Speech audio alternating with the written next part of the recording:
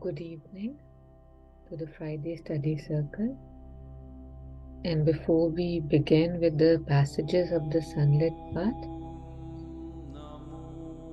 let's take a minute or two to bring ourselves here to gather the threads of our consciousness, our mind that is everywhere to hear. We can do this through this chant and focusing on our breath, invoking Mother's presence and grace before we begin the session.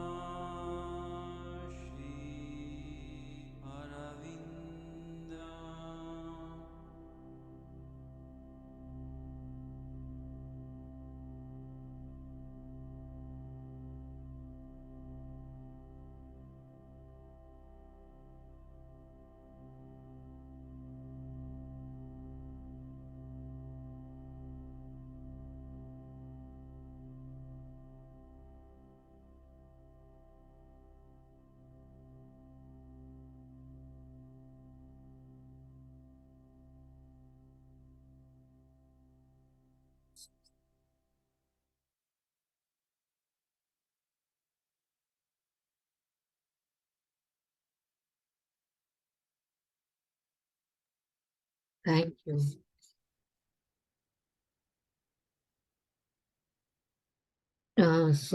Captain, I will need your help. Uh, we were on surrender, self-offering, and humility. We have done this. I think we must start with surrender and the yoga. Surrender and the yoga. Okay. Yes, so we did cry, Mama. Yes. Okay. So we start with this surrender and the yoga. Captain, would you like to read it for us? Yeah, Thank you.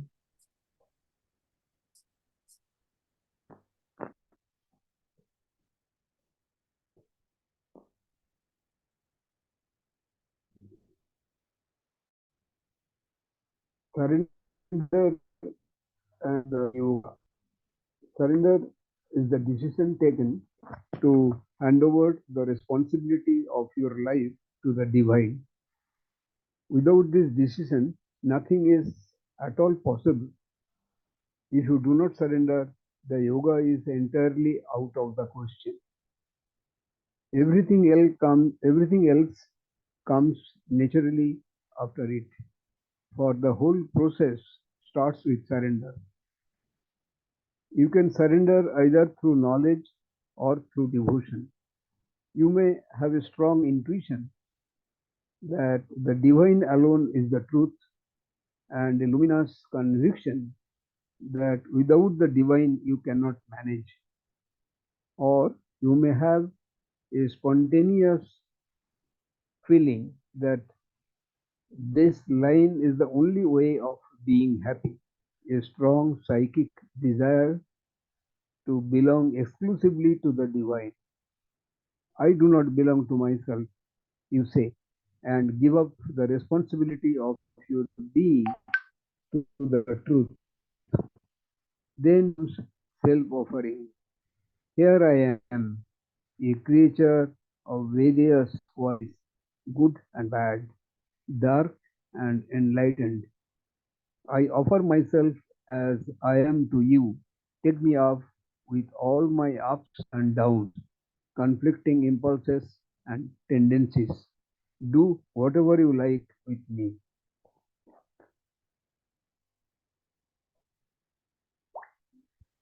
Yes, thank you so much, Captain. Any reflections? It's a beautiful, beautiful passage.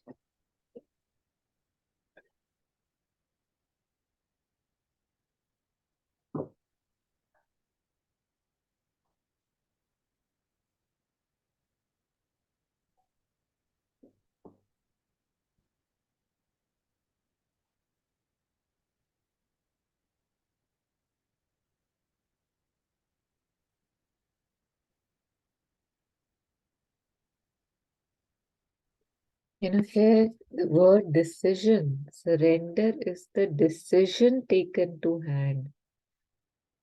How the divine plays with us, trying to tell us that it's our decision, and yet we know it isn't, or at least doesn't appear to be to me.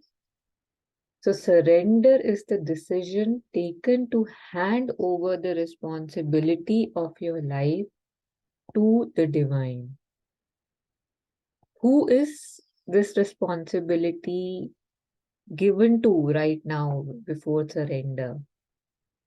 It is given to me, right? I know my life. I would know what's the best for me. I know what to do. And life teaches me, right? Again and again and again and again. At times with slaps, at times with falls, at times with surprises that I don't know.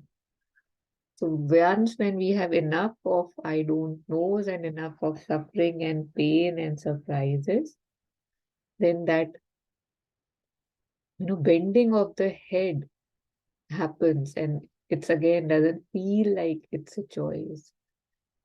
So without this decision, nothing is at all possible. If you do not surrender, the yoga is entirely out of the question. I don't know, for me, I personally believe think that somehow we feel that surrender is very complicated.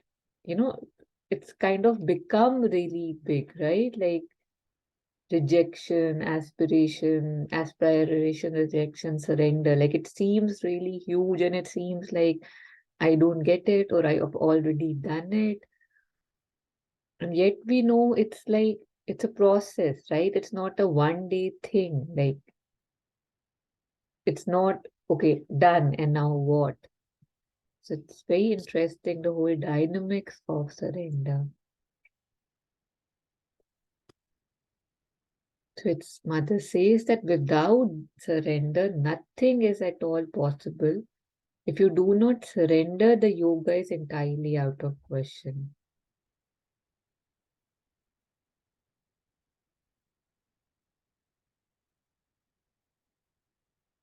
I think when I am just trying to, I'm, I have this faith or this belief in myself, and yoga is all about, I don't know, and it's you. So with everything in my hand and on my head, I think I would be too loaded to actually walk on the path of the yoga. So the first thing is to bow the head and say it's you. And it's again, like I said, it happens in parts and processes and stages probably.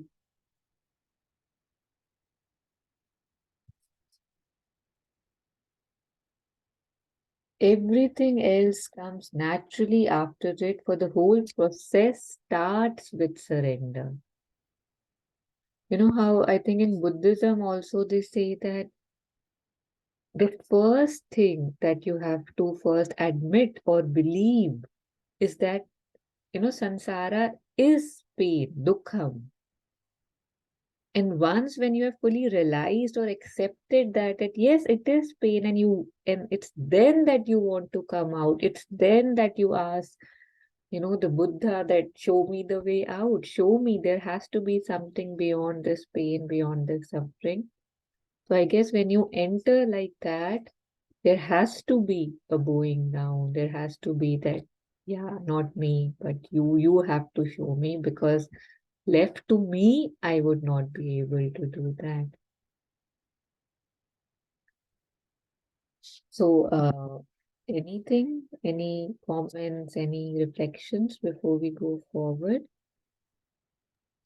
While reading this, I was remembering Sardama, uh, the Ramakrishna's wife. So, Captain, your voice is a you, bit not sharp today. Usually it's sharper. uh, is coming now? But Is yes, okay? Yeah. So Saradama was the wife of Ramakrishna Paramahamsa. So she also said the same thing. Like here it is told that first you have to surrender and then the other thing comes. So she says here in the last portion also the same thing has come. Like the whatever we have the weaknesses and strong points and all. Here I am, a creature of various qualities, good and bad, dark and enlightened. I offer myself as I am to you. Take me up with all my ups and downs, conflicting impulses and tendencies. Do whatever you like with me. So exactly the same thing she says. Like the child will play with mud or anything of this nature if left open as a free in them. So it's like in samsara we come across and we have we do so many things we do not know what all we have done. So it says that whether once you surrender, the mother knows the child once you have gone to the dust or mud. So definitely there will be mud in the body of it. So mother will clean it up and you remain the child only. Just because you do not become muddy child or something. No, the mother has got all the means to clean you up. So first thing is the surrender. Once surrender is complete, then mother will totally take care. Then we need not to bother. It will be like that cat's baby. You just surrender and do mew mew, ma ma, and mother will take care. So that exactly, I think all mothers are saying the same thing. Like the sense. The wording may be different, but the sense is same. Like first we got to surrender ourselves, and as you are mentioning that it's a very difficult process. It is easy to say, but once no, we must start. Whether it is easy or difficult or something. Once you start, probably in the path, where there is a will, there is a way. Some way will come out of it. So it happens. Thank you. Yes, thank you, Captain.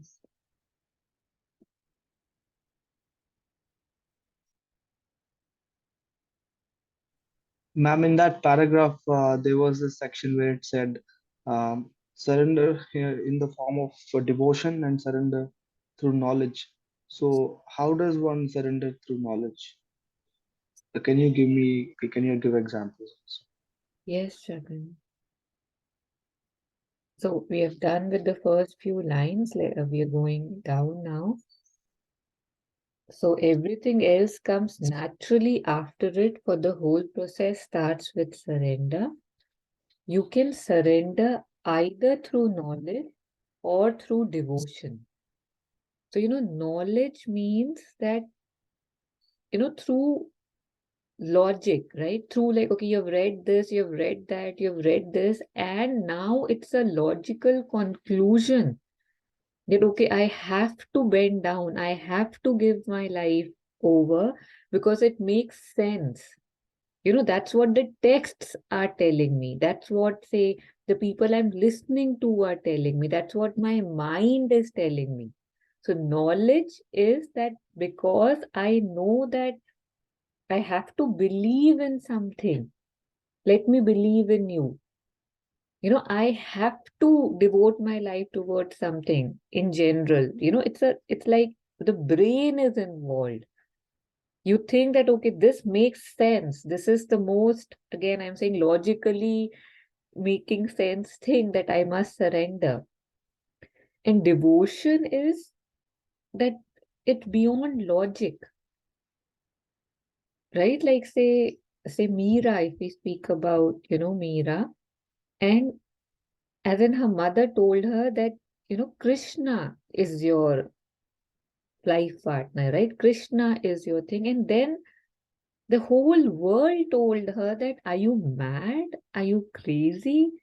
Even probably her mom would have told her कि अरे मैंने तो ऐसे ही बोल दिया था, right? Like now you obviously get married, go on with your life. But it wasn't a choice for her, right? It was just that I don't know what else to do, right? Like we hear about the gopis of Vrindavan, कि खाना बना रही हैं, खाना जलता जा रहा है because कृष्णा के ध्यान में बैठी हैं, like, so one thing is for, people who are very logically active, very mentally charged up, and then they reach through the path of knowledge. Okay, I've read this, I've read that, I have understood this, and I understand that this is the smartest way for me to reach there. And the other way is that there is no logic, it makes no sense. And yet, what I feel within me, how do I not follow it?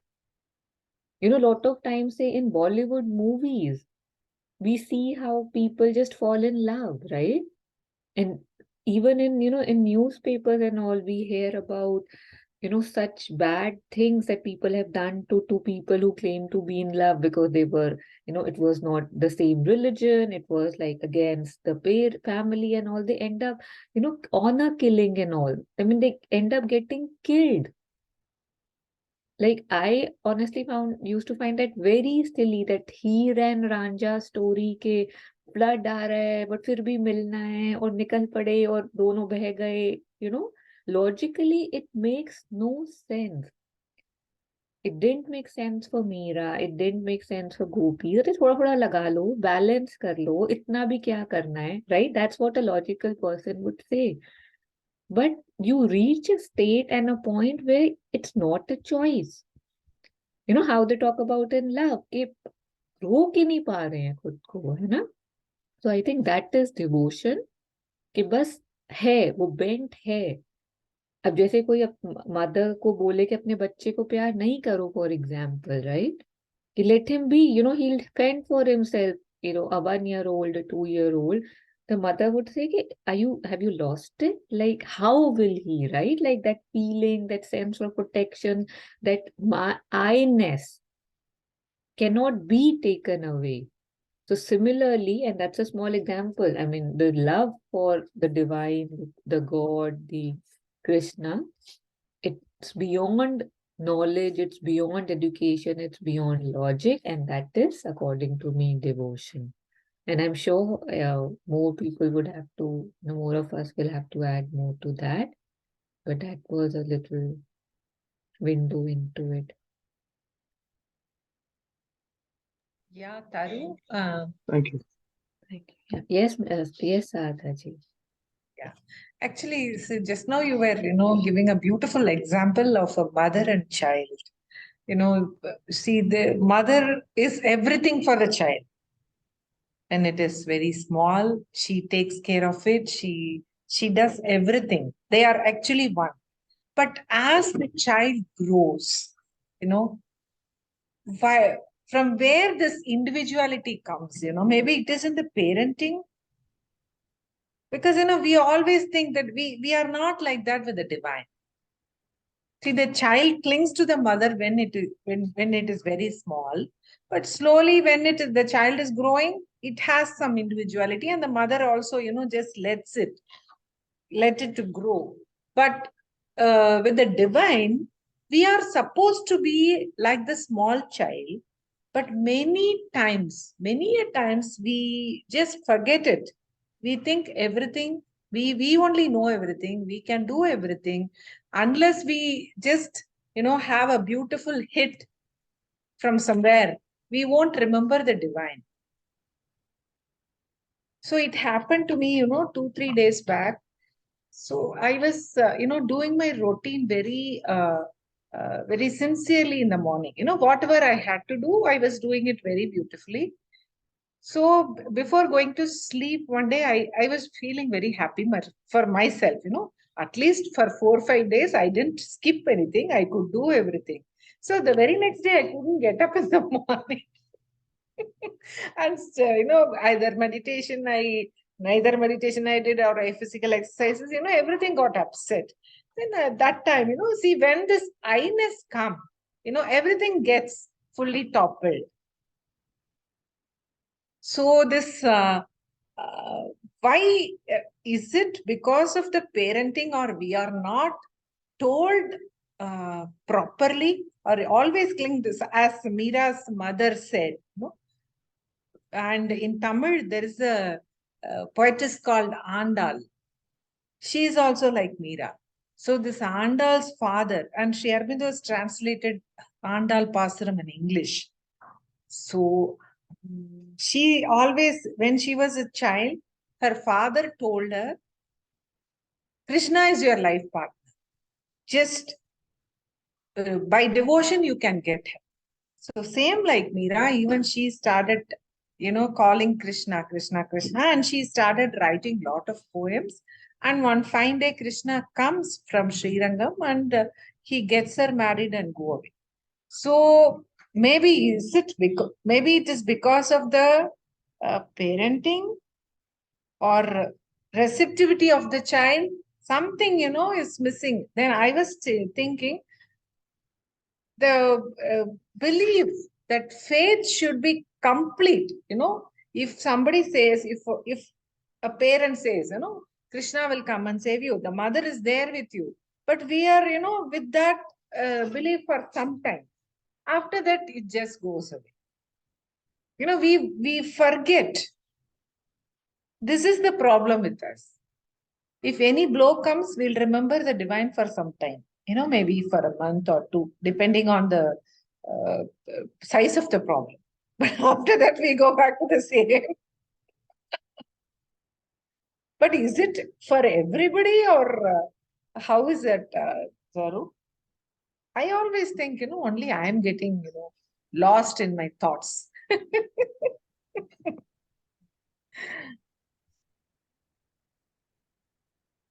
Yes, Adaji, I would say it's different for everyone, and yet most of us, are, for say one Buddha, he saw, how we have shared before, he saw one dead body, one old person, one person going through a severe disease, and that was enough for him. His consciousness was so sensitive that even looking outside him, when you saw those things, that अरे मैं भी मर जाऊंगा, अरे मैं भी बूढ़ा होऊंगा, and that turned him, and that was enough. Then nothing stopped him. The whole life was devoted to, okay, getting enlightened.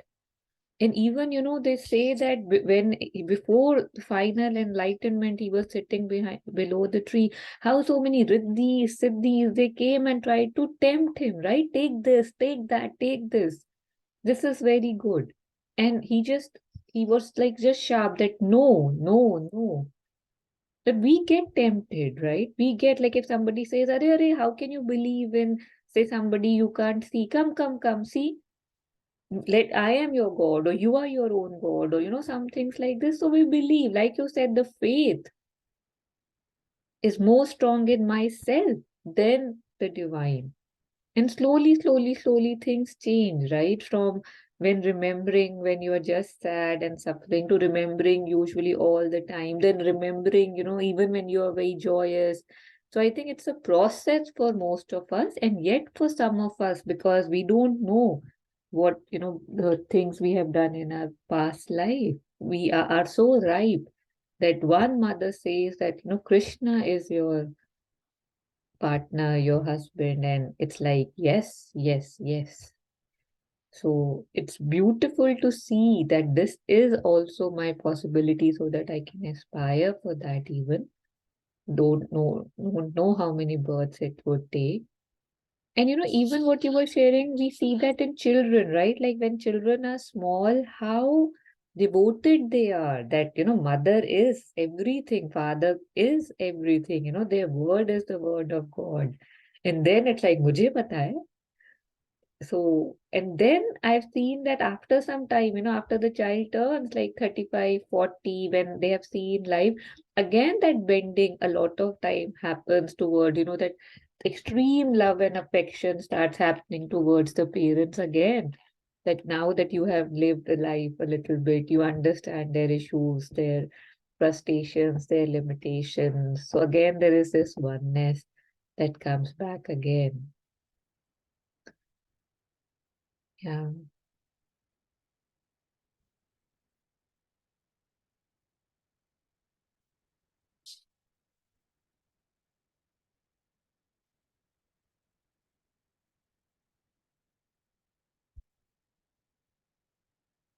So you can surrender either through knowledge or through devotion. You may have a strong intuition that the divine alone is the truth, and a luminous conviction that without the divine you cannot manage. So you may have a strong intuition that divine alone is the truth, and a luminous conviction that without the divine you cannot manage. Or you may have a spontaneous feeling that this line is the only way of being happy. A strong psychic desire to belong exclusively to the divine. I do not belong to myself, you say. Look at the journey from I know, from I make my own decisions, from I decide I am the master of my life, while we are totally conditioned. Now it's like I belong exclusively to the divine. Knowing that He alone is the truth, being convinced that without the divine you cannot manage. And right now we just remember when, there's suffering, there is pain, or a spontaneous feeling that He alone can make you happy, and a strong psychic desire. This cannot be a lower desire, lower nature desire, a strong psychic desire to belong exclusively to the divine. I do not belong to myself, you say, and give up the responsibility of your being to the truth. Like, I cannot know the truth, but I know truth exists. So you give up the responsibility of your being to the truth. Then comes self-offering. Here I am, the creature of various qualities, good and bad, dark and enlightened. I offer myself as I am to you. Take me up with all my ups and downs, conflicting impulses and tendencies. Do whatever you like with me. I think this is really, the whole passage is really, really powerful. Owning oneself, realizing that there are things so much bigger than me. For me, even to say this sentence, I do not belong to myself, is a huge leap, is, I would say, change in dimensions if I reach this space that I do not belong to myself. When they say you're an instrument of the divine, the instrument doesn't have their own I, right? It's just instrument, a flute waiting for Krishna to blow the air so that music can come out of it.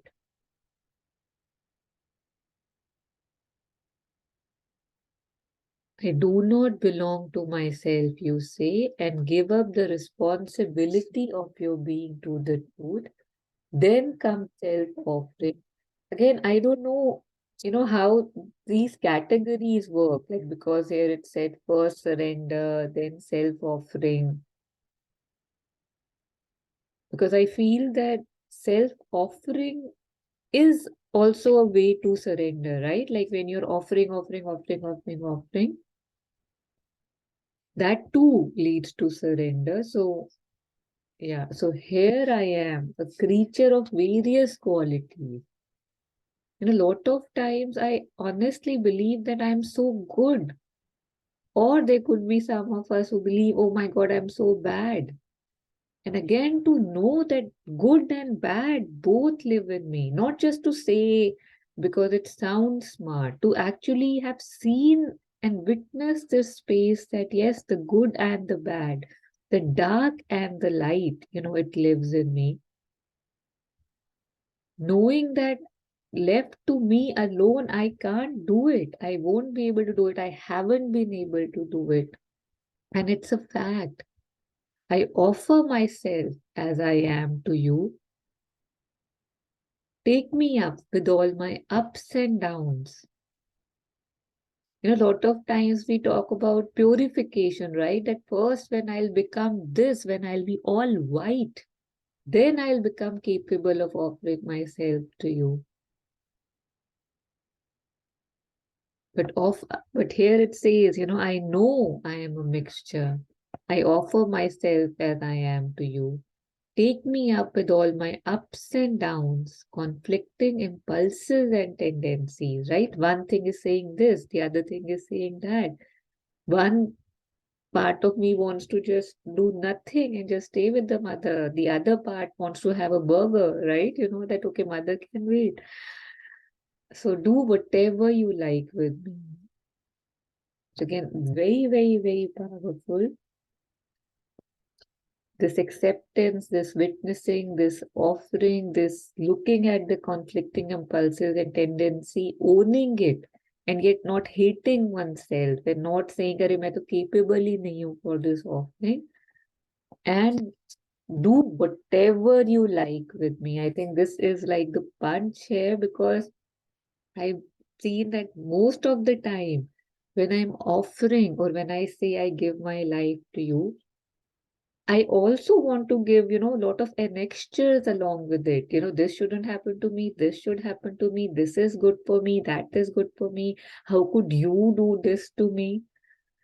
I thought you love me. I thought I'm your child. So I have all these conditions already given.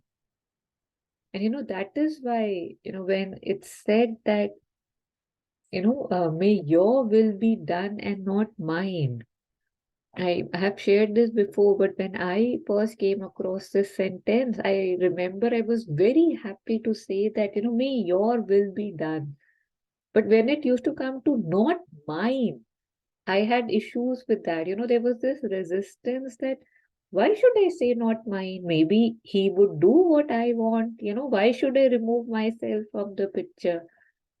And now, over the years, I'm realizing it more and more that how important it is to say not mine, because this mine never ends. This mine has such a strong hold over me.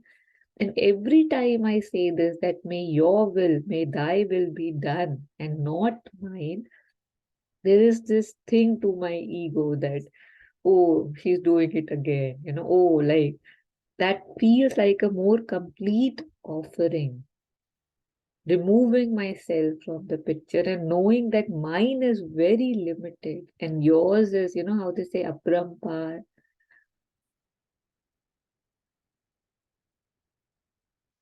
So, yeah, do whatever you like with me. It's a very, very, very, very big thing to actually live by.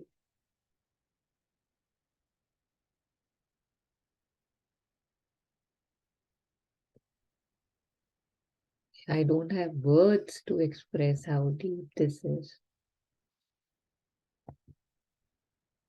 Yes, please. Inviting more reflections or questions or comments, if any. Surrender and the yoga. This is the passage that we're taking up right now from the Sunlit path.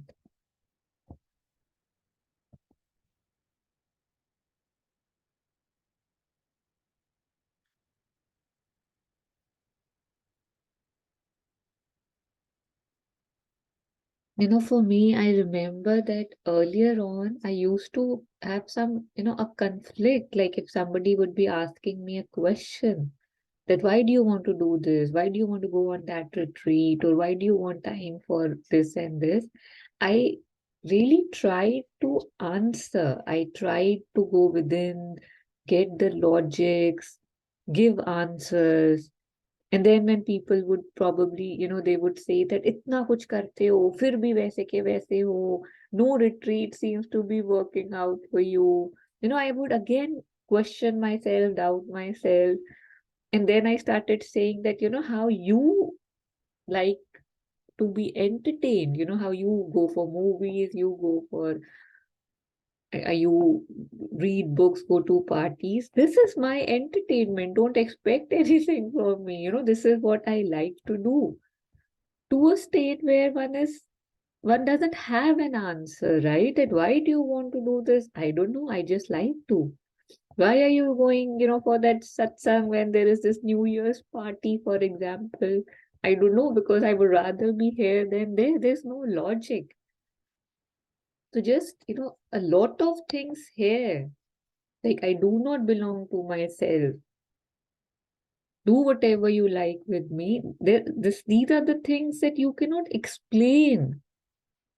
And yet there is this strong assertion, there is this strong drive that yes, yes, yes. So I think there is a point when we have to stop looking for logics or explanations. There is no explanations. I can't tell you why. And yet I don't know how not to do this.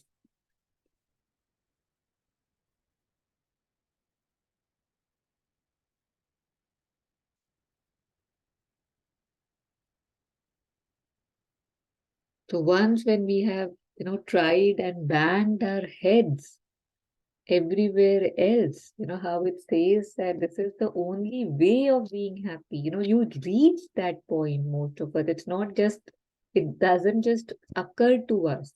We try to be happy here, there, hundreds of places, ambition, profession, family, relationships, a chocolate chip cookie, that will give me bliss.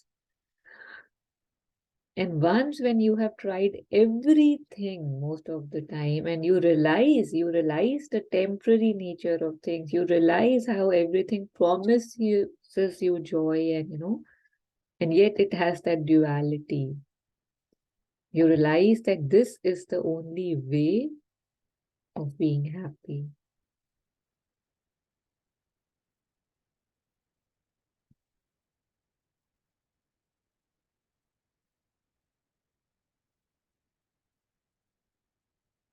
Yes. So before we move on, I think maybe one of us can just read it again because I think it's really beautiful if we can just read the passage again if there aren't any reflections.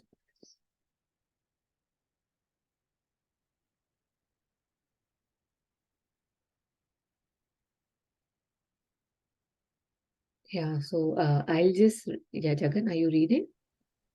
Yes, ma'am. Okay, thank you. So, surrender and the yoga. Surrender is a decision taken to hand over the responsibility of your life to the divine. Without this decision, nothing is at all possible if you do not surrender. The yoga is entirely out of the question. Everything else comes naturally after it, for the whole process starts with surrender. You can surrender either through knowledge or through devotion. You may have a good intuition that the divine alone is the truth and a luminous conviction that without the divine you cannot manage. Or you may have a spontaneous feeling that this line is the only way of being happy, a strong psychic desire to belong exclusively to the divine. I do not belong to myself, you say, and give up the responsibility of your being to the truth. Then comes self offering. Here I am, a creature of various qualities, good and bad, dark and enlightened. I offer myself as I am to you. Take up, take me up with all my ups and downs, conflicting impulses and tendencies. Do whatever you like with me.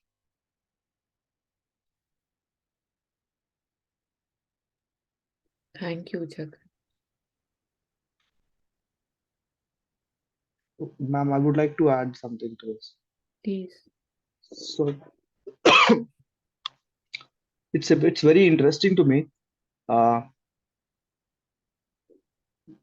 that to surrender does not need a certain uh, um, level of achievement. Whenever I like I was living under the assumption that to to you know to do something, one needs to get to that point. One needs to have that sort of control, and it's very interesting, and also sort of a very good news to me that we can surrender no matter where, at what state we are in, no matter we are good or we are bad, or we are in good senses or bad senses, but we can always surrender at any given time. So it's a new learning for me. Yes. Thank you. Yes, Jagan, thank you. The bad in me stays with me for a long time. If I wait for the bad in me to just go, I would never be able to offer myself. I feel like there is a tendency or a belief that let me first work on myself, first clean myself, first do this, and then I will be ready or pure enough to be bowed down. And yet it's the opposite. When I bow down, I get more purified. When I go bow down, I get more ready. And yet that is a logical. A lot of us have been asked to use that काबिल तो बनो, काबिल तो बनो. But the truth is कि झुकने के बाद काबिलियत बढ़ती है. उसके बाद kind of आती है. So that's a easier way. Yeah. And a lot of us do say that we want to be surrendered and this is important and I'm looking for the truth. And yet I think that it's very important to see that what am I doing day to day basis, right? In day to day basis, how much time am I giving to my this intent, like how intense is my desire or want to go on this path, to become better, to become simpler, to find the truth. Because just saying that I want it, it's good, but it's usually not enough, right? Like, where am I spending my day? Where are my thoughts? With whom am I sitting, standing? Because a lot of times, you meet people and then you're like, okay, let's meet, let's get together for this reflection. And they're like, no, no, no, I sleep by 8 p.m. So, that doesn't work for me. Oh, I do this. It's like my life is so set that everything else has to fit in with it. I'm not willing to make any changes. I'm not willing to, open things up a bit. Oh, this is so important. And yet I would do it for parties. I would do it for gatherings. I would do it for, formality. And yet when it comes to finding the truth, because maybe it's abstract, right? I cannot touch it, maybe. That's what it feels. But the party ki drink I can touch. So that feels more appealing. That feels I can make changes for that, but not small, small, small changes in my everyday life to bring more of it. But uske bina bahut tough hai. I have to make changes. I have to make effort to bring more of it into my life, I believe. कि कितना, that कितनी intensity से मैं चाह रहा हूँ. How am I aspiring? My life is reflective of that.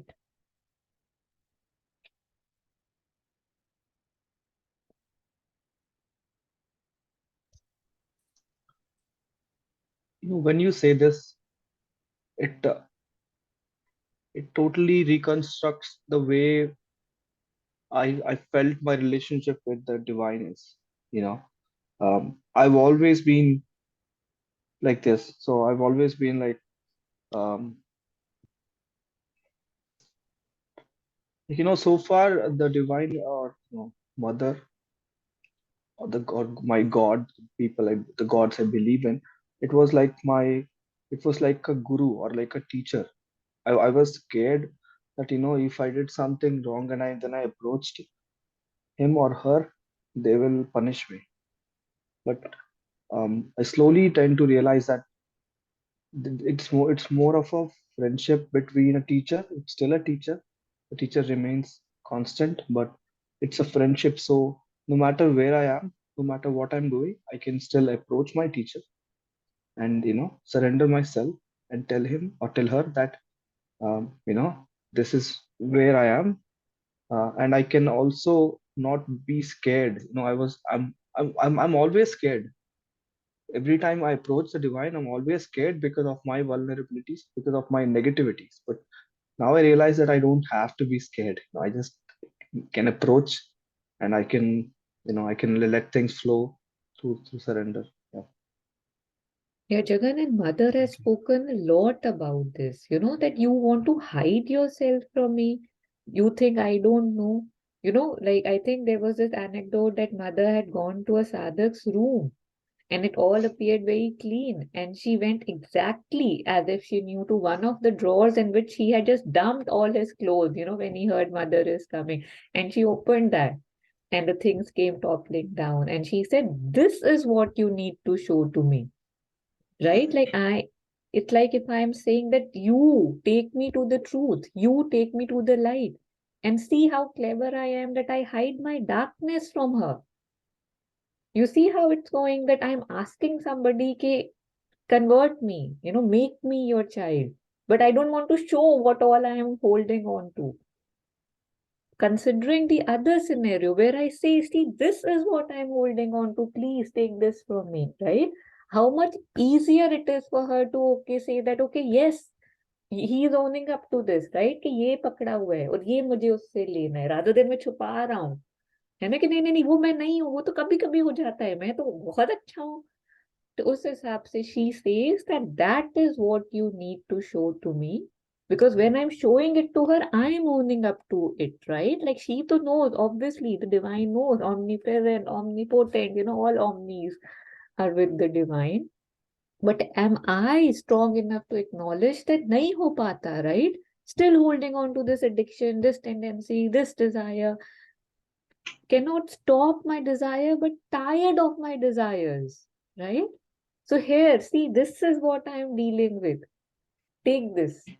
So the game changes.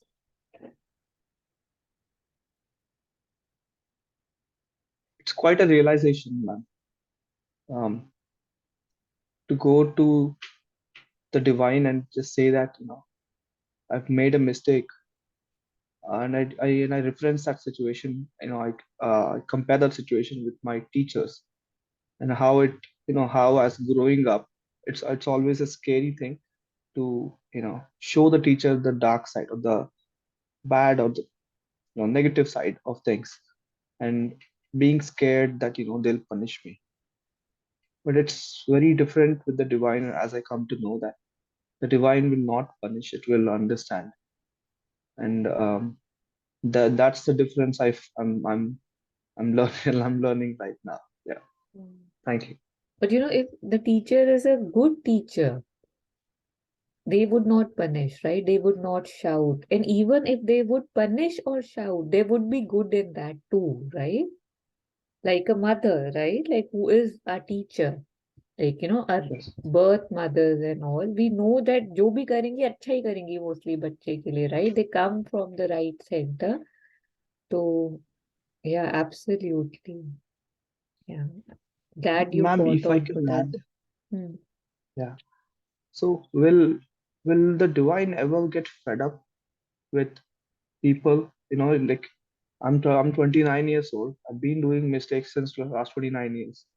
And at one point, will mother think that कितने साल करेगा इतनी same mistake कितने बार करेगा?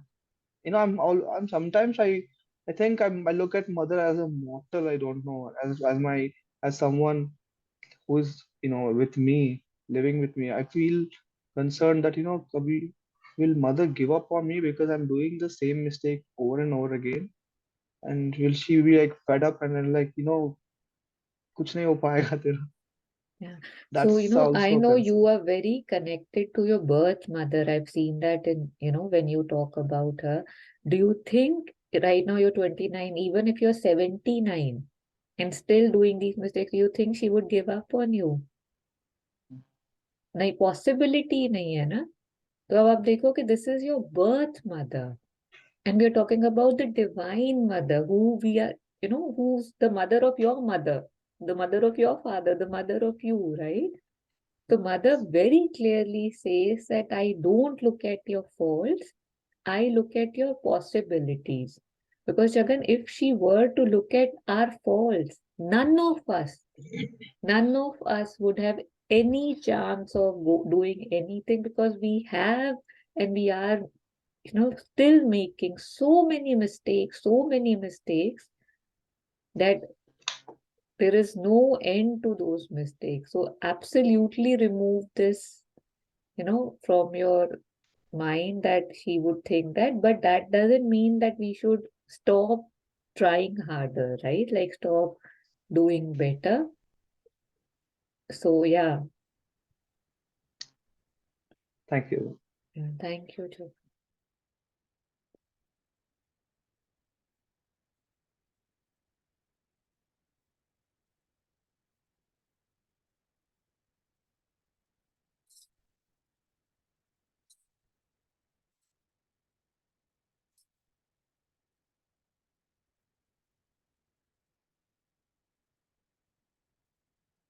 Here again, I do want to add that, the conviction with which I want him, the intensity with which I want him also needs to be looked at.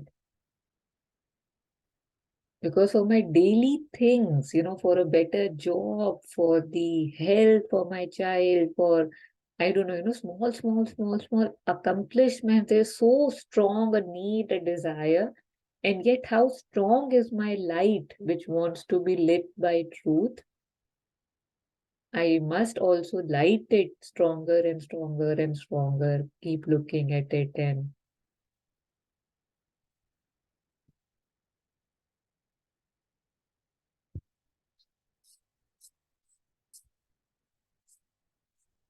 Taru, yes, there is a passage, I think we can read from Incarnate Word that would be related.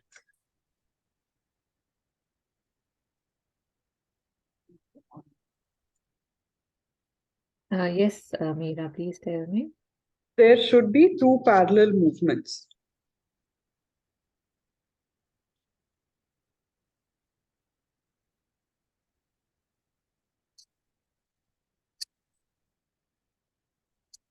Yeah. Yeah, you want to read it for us? Yes. There should be two parallel movements in the evolution of an individual. And it is because he generally neglects one or the other of these movements in order to concentrate on one alone that his progress is so halting and so unbalanced. One of these movements is to become conscious of all the constituent elements of the being, material and sensory, as well as intellectual and spiritual. We must become acquainted with the mechanism of the life within us, with all the tendencies, qualities, faculties, and varied activities very impartially. That is, without any preconceived idea of good or evil, without any absolute or arbitrary judgment, for our judgments are inevitably lacking in clear-sightedness about what about what should subsist and what should disappear, what should be encouraged and what should be suppressed. Our vision of what we are must be objective without bias. If we want it to be sincere and integral, we are faced with a universe which we must explore down to its smallest details, know in its most obscure and infinitesimal elements, with a scientific attitude of a perfect mental impersonality, that is, without any priori judgments. Whatever we may think, this work of observation, analysis, and introspection is never completed. At all events, as long as we are on earth in a physical body, we should always study the immensely complex being that we are, so that no element may elude our knowledge and therefore our control. For we can only master what we know and command what we have mastered. This brings us to the second movement, which should exist parallel to and simultaneous with the first. It is the consecration. the constant and constantly repeated surrender of all the elements subject to our control to the supreme and divine law. Each element has become conscious of itself, each tendency, each faculty must surrender to the sovereign guidance of the eternal essence of being. With the simple trust of a child, she will order, classify, and utilize all these elements in the right way. She and she alone can separate what can be used from what cannot, what must be encouraged from what must be eliminated. And no doubt, as before her, all is of equal value. All can be used, since by her, all is transformed, illumined, transfigured. All that become conscious of her and gives her, itself to her becomes herself and thus escapes all notions of good and evil which are purely external and human. One of these movements, one of these attitudes without the other is incomplete and one sided. To consecrate our being in one block to the supreme essence is not enough. All the elements that we do not know and have mastered elude this consecration and therefore follow their own law instead of conforming to the eternal law and become the source of every disturbance, every unexpected revolt in one who had yet thought himself to be entirely a servant of the law. But he was forgetful of all the unknown nooks in his being, which also have a claim to life and activity and which are manifested in their turn, but in an activity that is disorderly and disharmonious relative to the being as a whole, since they elude the central will. On the other hand, to become conscious of ourselves in our smallest details is vain and sterile, even dangerous if it is not done for the sake of order, so that the divine essence can be made the omnipotent ruler of all these elements. If we do not secure their unreserved surrender to her supreme guidance, to the sovereign law, only in the balanced union of the two attitudes can one truly, integrally call oneself a servant of the eternal.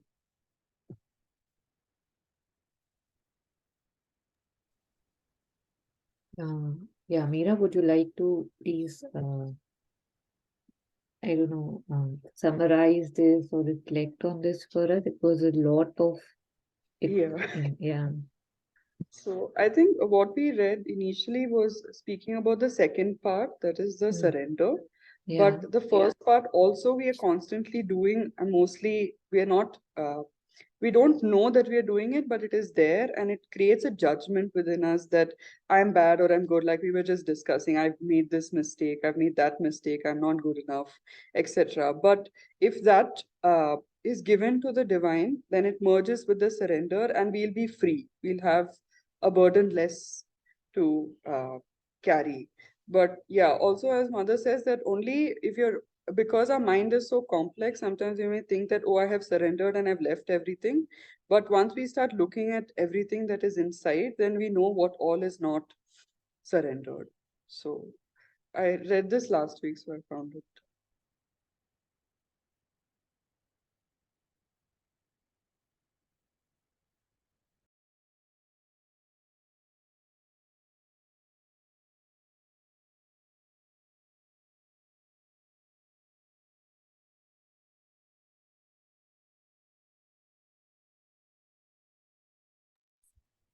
Yeah, so I think let's just read it again, maybe the main parts and a bit more slowly. So, yeah, would you want to, Meera, a little bit more Yeah. slowly this time? Yeah, thank you. And There you should can be skip two. anything if you want to from between or read it fully, whatever you feel like. Okay. Yeah. There should be two parallel movements in the evolution of an individual. And it is because he generally neglects one or the other of these movements in order to concentrate on one alone that his progress is so halting and so unbalanced. One of these movements is to become conscious of all the constituent elements of the being, material and sensory, as well as intellectual and spiritual. We must become acquainted with the mechanism of the life within us, with all its tendencies, qualities, faculties, and varied activities. Very impartially, that is, without any preconceived idea of good or evil, without any absolute or arbitrary judgment, for our judgments are inevitably lacking in clear sightedness about what should subsist and what should disappear, what should be encouraged and what should be suppressed. Our vision of what we are must be objective, without bias. If we want it to be sincere and integral, we are faced with a universe which we must explore down to its smallest details. Know in its most obscure and infinitesimal elements, with a scientific attitude of perfect mental impersonality, that is, without any priori judgments. Kamira, if we can just pause here for a Thought, minute, yeah. like just, again, whenever we look how you just explained, I think that was very nice that whenever we look, we say become a witness, right? Know yourself, become the master of yourself. When I'm trying to look at, okay, this is the movement in me, this is coming within me, this comment, this judgment. So it's very important to offer it, right? It's very important not to pass comments on it. And if there are any comments, like you said, we must offer that as well, because otherwise this will take us down, right? That if I'm trying to see what am I made up of, right? Where is this coming from? This feeling, this thought, this belief, this is good, this is bad. Like if I'm trying to reach the root of certain things, and if I'm just passing comments about it, yesterday in the heroic heart session, also how Jetsunmala, she had said that we must listen to ourselves, how we talk to ourselves, how we just, when we talk to one person, our tone and message is different. When we talk to somebody else, we are different. If I'm becoming more aware of those things, and if I am not offering them, rather, if I'm just sitting in them and wondering what's wrong with me, that also again becomes a greater trap, right? That you become sink more and more inside. So it's very nice that when we are trying to become conscious of who I am, I keep offering it, because there is no I am there, right? I'm just ruled by so many movements and conditionings and so much that, oh, this also I see inside. Oh, this one also lives inside. This feeling, this judgment. So if removing the I from there and just seeing, okay, this movement, this thing. So I think that's really nice. And one must do it, otherwise it's again a slippery slope. Yes, in case any comments so far, requesting anybody to unmute, question, or reflect before we take up the next.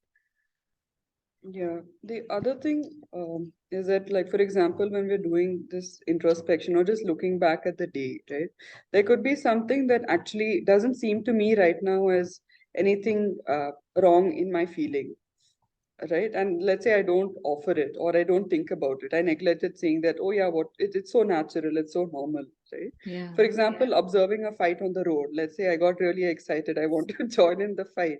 It's a very natural day-to-day happening.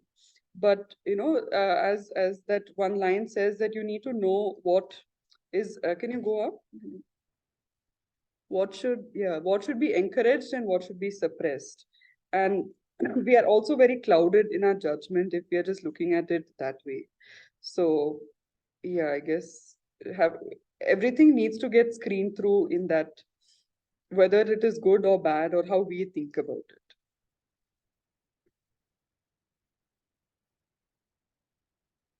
With my limited vision, I would really not be able to know what is good, what is bad, right? Yeah. I think this one is just supporting that one, this being the crux, for we can only master what we know and command what we have mastered. Yeah, so you can read from here now. Yeah. This brings us to the second movement, which should exist parallel to and simultaneous with the first. It is the consecration, the constant and constantly repeated surrender of all the elements subject to our control to the supreme and divine law. Each element that has become conscious of itself, each tendency, each faculty must surrender to the sovereign guidance of the eternal essence of being. With the simple trust of a child, she will order, classify, and utilize all these elements in the right way. She and she alone can separate what can be used from what cannot, what must be encouraged from what must be eliminated. And no doubt, as before her, all is of equal value. All can be used, since by her all is transformed, illumined, transfigured. All that become conscious of her and gives itself to her becomes herself and thus escapes all notions of good and evil, which are purely external and human. Yeah, how beautiful, right? Like I here sitting here keep judging this is a good movement, this is a bad movement, this is right, this is wrong. And here it says that when I offer anything to her, when I, it becomes her, and that escapes all notion of good and evil. Yeah, I don't know whether this is good or bad, but I see this movement in me, and here I offer it to you. So the good and evil tag just disappears, right? It's hers now. And knowing that, knowing myself and my limited means, I won't be able to clearly judge good from bad, evil from good, which sounds weird. And yet, a lot of times I've heard, like even in Jet Sunmala, she had once shared that when we were meditating, when we were kind of being trained, the Lama would ask us, okay, what did you see yesterday? Or what are you going through right now, in your practices? So for something that seems really big for us, I would be very excited to share that, I saw this and this happened. He would be like, that is nothing. And then I would share something very trivial, and he would like, okay, good, now we are ready for the next practice. So again and again, knowing that I don't know, I think is very important, that I, with my limited means, keep judging and criticizing or appreciating and feeling arrogant. And yet I don't know. That I don't know is so empowering. Yes, please.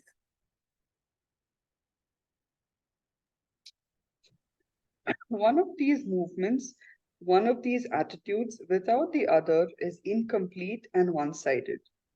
To consecrate our being in one block to the supreme essence is not enough. All the elements that we do not know and have not mastered elude this consecration and therefore follow their own law instead of conforming to the eternal law and become the source of every disturbance, every unexpected revolt in one who had yet thought himself to be entirely a servant of the law. But he was forgetful of all the unknown nooks in his being, which also have a claim to life and activity, and which are manifested in their turn, but in an activity that is disorderly and disharmonious relative to the being as a whole, since they elude the central will. On the other hand, to become conscious of ourselves in our smallest details is vain and sterile, even dangerous if it is not done for the sake of order, so that the divine essence can be made the omnipotent ruler of all these elements.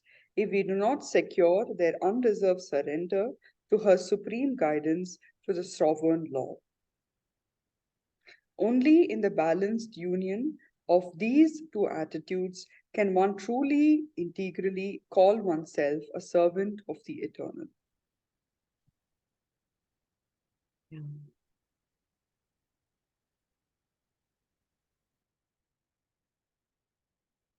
So to consecrate our being in one block to the supreme essence is not enough. all the elements that we do not know and have not mastered elude this consecration and therefore follow their own law instead of conforming to the eternal law. So whatever we hide remains hidden. That's what I understand, right? And later would become the source of every disturbance and every unexpected revolt. Sometimes we are surprised, right? That I thought that I was over this. Where is this coming from? Where is this coming from? How in God's labor, the poem Sri Aurobindo says that every enemy slain, revives again. And every battle has to be refought. I don't know how many times he says that it has to be refought, refought, refought. So whatever I hide will actually hamper my progress. Yeah, and on the other hand, if I be conscious of ourselves in one smallest details, everything, but just to look at faults and mistakes, that too will hamper me. So it has to be made, offered so the divine essence can be made the omnipotent rule. That it here I see this, please take this, see what all I have. Yeah, it's almost sounding funny that, yeah.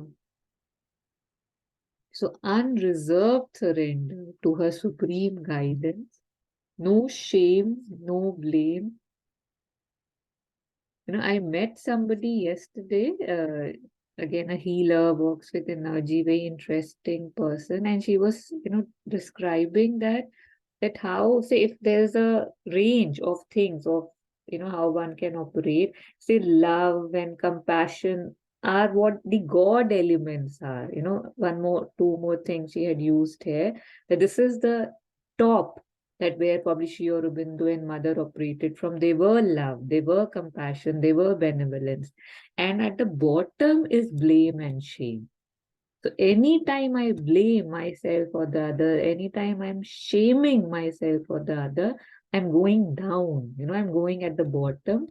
And every time I don't know, recognizing, going down, becoming, doing an act of love, feeling that oneness, it's taking me up. So I think this blame and shame thing, that we are still so much in that, so many times it's like a slippery slope. We must offer and move beyond. Yeah.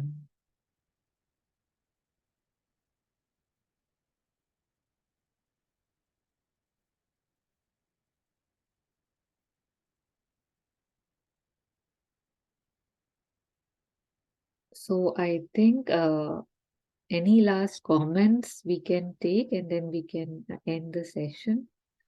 I think this is very important, and a lot thanks to Meera also, a lot got added, more reflections and light. Yeah.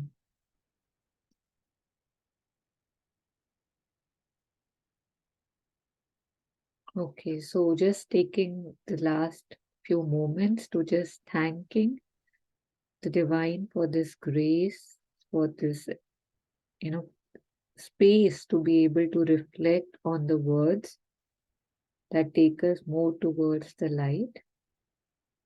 Praying that may all beings be well and happy, giving the merit, if any, from these sessions to everyone. Thanking Grace.